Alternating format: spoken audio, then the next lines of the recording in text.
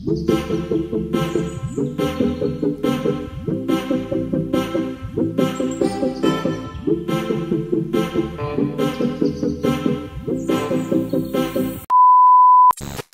friends, good morning everyone. Welcome back to my channel Fusion of Raptika Miraya. আশা করি তোমরা সবাই ভালো আছো আর আমি তো অনেক অনেক অনেক ভালো আছি তোমাদের ভালোবাসায়, বুঝলে। তবে আজকে কিন্তু মনটা একটু আনন্দ, সেটা আমাকে দেখেই বুঝতে পারছো। তার একটা কারণ আছে, সেটা কিন্তু সাসপেন্স, পরে বলছি তোমাদের। চলো কিচেনে চলে এসেছি। আর বাড়ির আজকে জানো তো অনেক দেরি করে রান্না বসিয়ে দিয়েছে। জানি না আজকে কখন রান্না হবে আর কখন খাওয়া দাওয়া হবে। মা উপর থেকে পুজো দিয়ে চলে আসলে কিন্তু আজকে রান্না হবে না। তাই আজকে ফার্স্ট সবার মানে আজকে কি কি হবে সেটা একটু বলে দিই। এই যে মাছ চিচিঙ্গা কেটে রেখে গেছে, এখানে আমি পেঁয়াজ টেয়াজ দিয়ে একটা ভাজা বসিয়ে দিয়েছি, কারণ চিচিঙ্গা দিয়ে এই মাছের ডিম দিয়ে হবে। জানি না তোমরা কেউ কখনো খেয়েছো কিনা, চিচিঙ্গা দিয়ে মাছের ডিম দিয়ে একটু ভাজা ভাজা করে খেয়েও ভালো লাগবে। আর আজকেও আমার বাবা তার ফেভারিট ইলিশ মাছ নিয়ে এসছে। আজকেও এই ইলিশ মাছ খাওয়া আমার বাবার কোনোদিনও শেষ হবে না। বাবাকে যদি বলি চিকেন আনতে, বাবা বলবে চিকেন খাওয়ার থেকে তো ইলিশ মাছ খাওয়া বলো। তারপরে মাটন খাওয়ার থেকে তো ইলিশ মাছ খাওয়া বলো। তা বাবা চিকেনটা প্রেফারও করে না, মাটনটাই প্রেফার করে, কিন্তু তাও বাবা এসবের থেকে একটু ইলিশ মাছ বেশি ভালোবাসে। তোমরা তো দেখোই, মানে আমার কিচেনে রান্না করা মানে প্রত্যেক দিন প্রায় ইলিশ মাছটা মনে হয় একদম বাধা ধরা হয়ে গেছে, তাই না বলো। আর যাই হোক, আজকে কখন রান্নাবান্না কখন কি হবে আই ডোন্ট নো, অলরেডি অনেকটা লেট।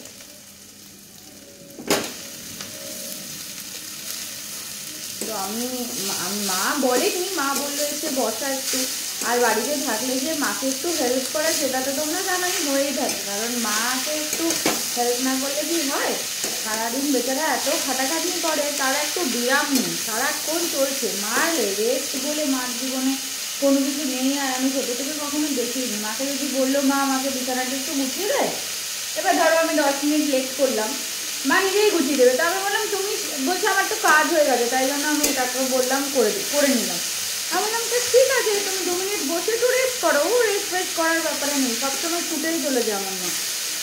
আর সবসময় বলে ভগবানকে বলি আমাকে এভাবে যেন শক্তি দেয়, আমি সারা জীবন আমার ছুটেই যেতে পারি। আমার এই বসে থেকে ল্যাচ থেকে সারাক্ষণ ল্যাচ খেয়ে ফোন ঘাটা, এই ঘাটা সেই ঘাটা আমার এত ভালো লাগে না। আমার একটু কাজ করতে ভালো লাগে, ঘর ধোয়া সবসময় ঠিকঠাক পরিষ্কার থাকবে সেটা ভালো লাগে। সারাক্ষণ বসে বসে আমার ঘর, আমার সংসার, আমার সব কিছু ওরকমভাবে উলট সালট উড়নচণ্ডীর মতন পড়ে থাকবে, এটা খুব বাজে দেখতে লাগে। আর আমি একদমই পছন্দ করি না সেরকমভাবে। আর দেখোই তো আমার পেছনেও সারাক্ষণ চিল্লামিল্লি করে, কোনো জিনিস এদিকে ওদিকে রেখে দিলে এত চিল্লামিল্লি করে আমার মা। সবসময় আমার মা নিট অ্যান্ড ক্লিন থাকতে পছন্দ করে, তার জন্য সবসময় কাজ করতে। ওই ল্যাচ খেয়ে সারাক্ষণ বসে থাকবো, বসে থেকে ফোন ঘাটবো, ওরকম না। আমার ফোন ঘাটারও মার একটা মানে পারফেক্ট টাইম আছে।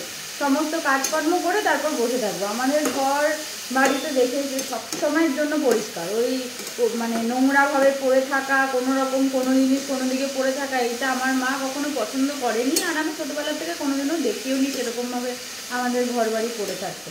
কারণই না, মানে শুধু আমাদের বলে না, আমার মা, আমার মেজ কাকিমা বলো, আমার ছোটো কাকিমা বলো, সবাই তো মানে আমার মা একটু বেশি নিট অ্যান্ড ক্লিন, সবাই করে, কিন্তু আমার মা একটু বেশিই করে। সবাই ওই ঘর বাড়ি পরিষ্কার করা সবার একটা, মানে এটা আমাদের বাড়ির একটা নেশা। ওরমভাবে ছড়িয়ে ছিটিয়ে কোনো কিছু আমাদের বাড়ি কেউ পছন্দ করে না। যাই হোক, রান্নাবান্নাটা শুরু ওটা হবে। আর এই যে কচু দিয়ে ইলিশ মাছের যে মাথাটা আছে গাদি কচু দিয়ে, সেটা হবে। তো আগে এটা বসিয়ে দিলাম। আমি প্রথমে ভেবেছিলাম যে আর আমার ফেভারিট এই যে লাল শাক হবে, আমি ভেবেছিলাম লাল শাকটাই আগে করে নেব। তারপরে না দেখলাম লাল শাকটা কাটার নেই। এবার শাকটা কাটতে আমি পারবো না তাই না, কিন্তু কাটবো না এখন, কারণ কাটতে গেলে না হাত কেটে যেতে পারে। কারণ আমি শাকটা ওইভাবে কাটিনি, আর নাইফ দিয়ে কাটা ওরকমভাবে যায়ও না, তাই জন্য ভাবলাম এটা বসিয়ে দিই, এটা বেটার। আর মাও চলে আসবে তাড়াতাড়ি আজকে, ঠিক আছে। তো এটা হতে থাক। আর তোমাদেরকে যেটা বলার সবসময় বলি, যে রান্না করতে করতে কখনো বলা হয় না, বলি যে একটু সাপোর্ট করো, একটু পাশে দেখো, একটু সাবস্ক্রাইব করো প্লিজ চ্যানেলটাকে। তোমাদের সাথে থাকা, পাশে থাকা, সাপোর্ট করা আমার খুব খুব খুব দরকার, এটা তো তোমরা জানো। তো প্লিজ সেটা করো কিন্তু, প্লিজ প্লিজ প্লিজ। দৌড়ে গল্প করতে করতে কড়াইটার অবস্থা খারাপ হয়ে গেছে, মা দেখতে পারলেই দেবে। আর ইলিশ মাছ ভাজা এই কড়াই করলে অবস্থা খারাপ। তাই জন্য এই লেজাগুলোকে তো আমাকে পুরোপুরি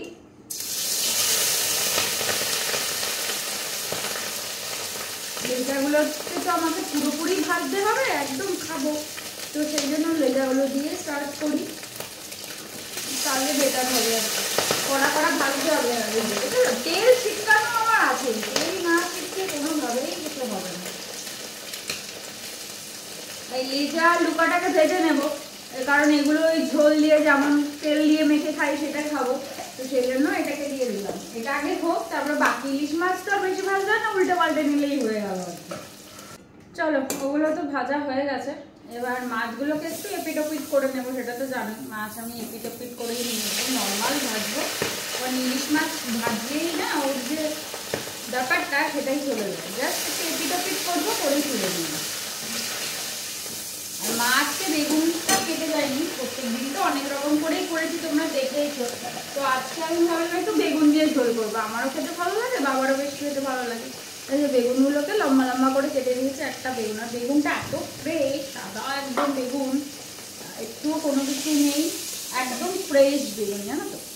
এই হয়ে গেল, জাস্ট দিয়ে আমি তুলে নিই। ইলিশ মাছ একদমই ভাজলে না ইলিশ মাছের যে টেস্টটা থাকে সেটাই চলে যায়। আমি ম্যাক্সিমাম তো দেখেই তো ইলিশ মাছ না ভেজেই রান্না করি, মেখে মুখে বসিয়ে দিই। কিন্তু এই যে এইটা করতে গেলে তো ইলিশ মাছটাকে হালকা একটু ভাজতেই হয়, না ভাজলে তো আর হয় না। চলো, মোটামুটি আমার সমস্ত রান্না করা কমপ্লিট হয়ে গেছে। এই লাস্ট গাটি কচুটা হলে হয়ে যাবে। তারপর মা শাকটা কুচাবে। মার শাক এখানে কুচিয়ে রেখেছে। অ্যাকচুয়ালি মার মতো এত ঝিরি করে আমি কোচাতে পারিনি, এটা হচ্ছে কথা। আর আজকে আমি মাছের মাথা দিয়ে তরকারি রান্না করতে না, আমি টমেটোটা দিতে ভুলে গেছি। তো মাকে বললাম একটু খেতে দিতে। আর আমরা তো এমনিও টমেটো বলো কোনো কিছু বলো সিডসটা খাই না, ভেতরে যে সিডসগুলো থাকে ওগুলোকে ফেলে খাই। অ্যাকচুয়ালি বাবার কারণে আমরা অনেকটা কনসিয়াস হয়ে গেছি, সব কিছু একটু মেনটেন করেই চলি। আমার মনে হয় যে শরীরের জন্য যদি আমার 10টা জিনিস খাওয়া বন্ধ হয়, তাহলে আমার সেটা করাই বেটার, আমি নিজেকে ভালো রাখার জন্য। এটাকে আমি আমার পার্সোনালি আমার মনে হয়। যেহেতু বাবার জন্য, হ্যাঁ, তাতে কি আমার বাবার সুগার নেই? অবভিয়াসলি আছে, কিন্তু সেটা কন্ট্রোলে আছে, সব কিছু কন্ট্রোলে আছে। মানে এইটাই হচ্ছে কথা, যে কন্ট্রোলে থাকার জন্য সব কিছু করার জন্য এইটুকুনি মেনটেন করে চলাটা নেসেসারি আমার মনে হয়। চলো, পুরো কমপ্লিট রান্না। আর তোমাদের ইলিশ মাছটা না দেখা হয় আমার একটু মনটা খারাপ হচ্ছে। এইটা হচ্ছে, বলো না কিন্তু, ধাপাস হয়ে গেলেই গেল। আমার আজকের বেগুন দিয়ে ইলিশ মাছের তরকারি, মানে ঝোল, তরকারি না ঝোল। যাই হোক, দেখে ভালোই লাগছে। আর সত্যি কথা বলতে আমি একটু চোখে দেখেছিলাম, খেতেও ভালো হয়েছে। এবার নির্মলে রিভিউ দেওয়ার পালে, নির্মলে রিভিউ দিলেই খাওয়াতে সাকসেসফুল। স্নানটা কি হচ্ছে? তুমি কি এখানে শোবা নাকি? কেন? চলো, স্নান টান করা কমপ্লিট, রান্না বান্না কমপ্লিট। মা এখন কিচেনটা পরিষ্কার করছে। আর এখন যাব হচ্ছে স্নান করতে, মানে সরি, খেতে একবার ডাইনিং এ। রান্নাতে কি হচ্ছে সেটা তো তুমি জানো, তোমরা জানোই। তোমরা একবারই খেতে যাই। আজকে সকাল থেকে কিছু খাইনি, পেট ভেতরের ছুঁচোগুলো এমন করছে। চলো খেতে যাই। এই খেতে বসে পড়েছি সবাই মিলে। তবে আজকে আর অত রয়ে খাওয়ার মতন আমার সময় নেই, কারণ আমাকে বেরোতে হবে। তো সেটা তো তোমাদের বললামই যে একটা সাসপেন্স আছে। তবে বেরোবো, কোথায় যাব সেটা এখনো সাসপেন্সেই থাক। বলো, ইলিশ মাছের লুকা দিয়ে ভাত খাচ্ছি, সেটা যদি একটু রয়ে না খাই তাহলে কি আসে মাস্তি আসে? তবে কিছু করার নেই, সব মাস্তি তো আর একদিনে একভাবে নেওয়া যায় না। আজকের এক্সাইটমেন্টটা অন্যরকম হবে। এই যে বলেছিলাম না সাসপেন্স আছে, তাই আমি সেজে গুজে বেরিয়ে পড়েছি। সেজে গুজে না, একটু ভুলভাল করে, কারণ আমার তাড়াহুড়ো ছিল, তাই কোনো রকমে আমাকে রেডি হয়ে বেরোতে হয়েছে, কারণ টাইমে পৌঁছাতে হবে, অলরেডি লেট। তাই আজকে বাড়ি থেকে কিচ্ছু বলে বেরোতে পারিনি, ডিরেক্ট ট্রেনে বসে তোমাদের সাথে কথা বলছি। দেখো, মানে অদ্ভুত ব্যাপার। কিন্তু কোথায় যাচ্ছি সেটা তোমরা এখনো বুঝতে পারছো না, তো সেটা একটু সাসপেন্সই থাক, সেটা এক্ষুনি জানতে পারবে। এই যে দেখো কার সাথে দেখা হলো। এই আমরা ডায়মন্ড প্লাজাতে এসে পৌঁছলাম, আর আমাকে দেখে বড়ই বিধ্বস্ত লাগছে। আর এই যে মানুষ, মানে শ্যামনগর অবধি চলে গেছি। শ্যামনগর থেকে তখনও সে বাড়ি থেকে বেরোয়নি, ওয়েটিং। তোকে তো যেতে 5 মিনিট টাইম লাগতো, 15 মিনিটও লাগে। 15 মিনিট আগে গিয়ে পৌঁছতে পারবে না। কেন ওই একদিন দমদমের 2 ঘন্টা দাঁড়িয়েছিলাম। অনেকদিন দাঁড়িয়ে তোর বাড়ির কাছে গিয়ে আমি 1.5 বছরের সম্পর্কে তুই একদিন দাঁড়িয়েছিস। কাছে গিয়ে আমি দাঁড়িয়েছিলাম। কি করে? আমি তো আনতে গেছিলাম প্রথম দিন। প্রথম দিন না, পরে ওরে না বাবু, প্রথম দিনই একদিন নিয়ে হয়েছে এরকম। মহারাজ আজকে গাড়ি কিনতে যাচ্ছে, তাই জন্য একদম শেফ টেপ হয়ে নতুন গাড়ি বলে কথা, নতুন প্যান্ট পরে, পুজোতে প্যান্ট কিনেছে, সেই প্যান্ট এখন এসে পড়লো গাড়ি কিনতে যাওয়ার সময়। যাই হোক, সাকসেসফুল গাড়ি কিনতে যাওয়ার সময়। তো আমাদের এখান থেকে আমাকে আবার শ্যামনগর থেকে ডায়মন্ড প্লাজা আসতে হলো। তার একমাত্র কারণ হচ্ছে যে ইসে করতে পারিনি, তো এখান থেকেই একবারে যাব। তো ভাবলাম বেকার আর আমার সাতগাছ মানে শ্যামনগর দাঁড়িয়ে থেকে লাভ নেই। নুডিকে বললাম তুমি ডায়মন্ড প্লাজা দাঁড়াও, তো আমরা একবারে বেরিয়ে চলে যাবো। তো ডায়মন্ড প্লাজা আমি আবার ব্যাক করলাম। পাপান এখনও অবধি এসে পৌঁছায়নি। পাপান না আসলে আমরা যেতেও পারছি না। পাপানের জন্য এখনও ওয়েট। আমি এসে প্রায় 10 মিনিট হয়ে গেল ওয়েট করছি। ক্যান্সেল করে দিতে? হ্যাঁ, করে দেওয়া উচিত। তো এখানে ওয়েট করছি। তো আজকে একটা ভালো দিন, কিন্তু আমাকে খুব বিধ্বস্ত লাগছে, কিছু করার নেই। তো চলো, আর আস্তে আস্তে তো আজকে বাড়ি থেকে ইন্ট্রো দিতে পারিনি। আজকে দেখলে তো ট্রেনের মধ্যে ইন্ট্রো দিলাম। তো চলো, তারপর যেতে তোমাদের সাথে কথা হবে। এখান থেকে টোটো বুক করা, সেই টোটো ক্যান্সেল করা হলো, এখন আবার নতুন করে টোটো বুক করা হচ্ছে। এখান থেকে আবার তারপরে যাবো।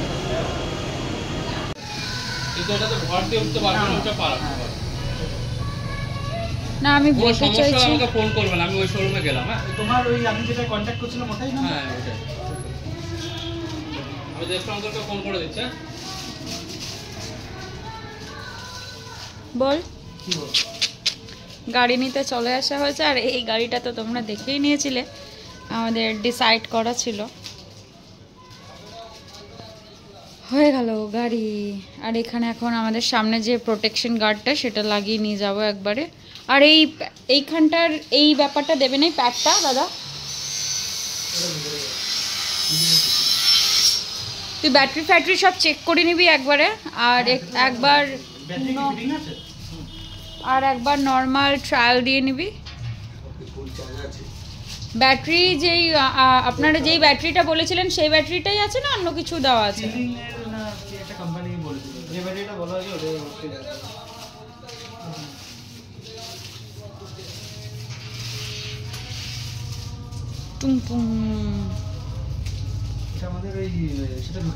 এবার শিখবি কবে আর লাগাবি কবে? না, এর পরে তো জায়গা থাকবে তোদের। এটা কতটা আছে চওড়াটা? 3.5 ফুট। এই 3 ফুট 3 ফুটের কম, 27 ইঞ্চি। আমাদের 3.5 ফুট আছে। ওইটা এখনো তো লুকিং গ্লাস ফিট করেনি। লুকিং গ্লাসটা ফিট করলে তো প্রবলেম, ঘুরবে না, একটু বাড়বে। বলো, তোমার গাড়ি কিনে এক্সপিরিয়েন্স কেমন?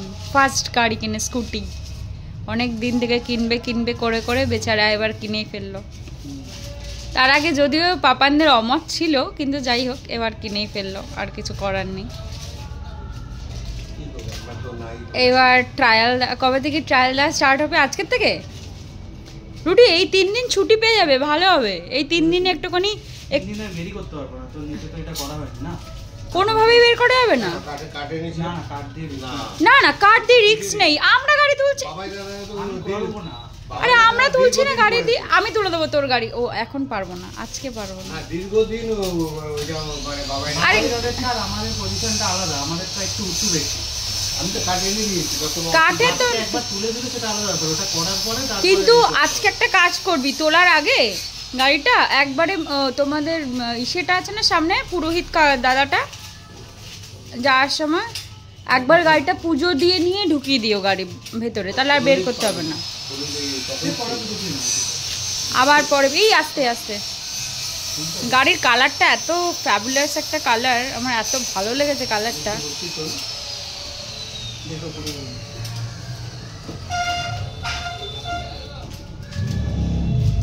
তোমার জন্য ঠিকঠাক।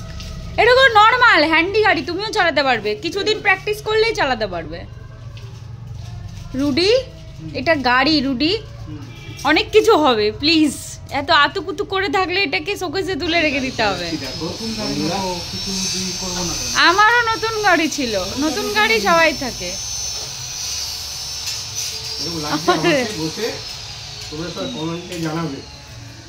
আমরা এখন সবাই মিলে গাড়ি নিতে এসে গেছি, আর বেশিক্ষণ নেই, মোটামুটি দাদাদের আজকে হাফ বেলা অবধি আছে।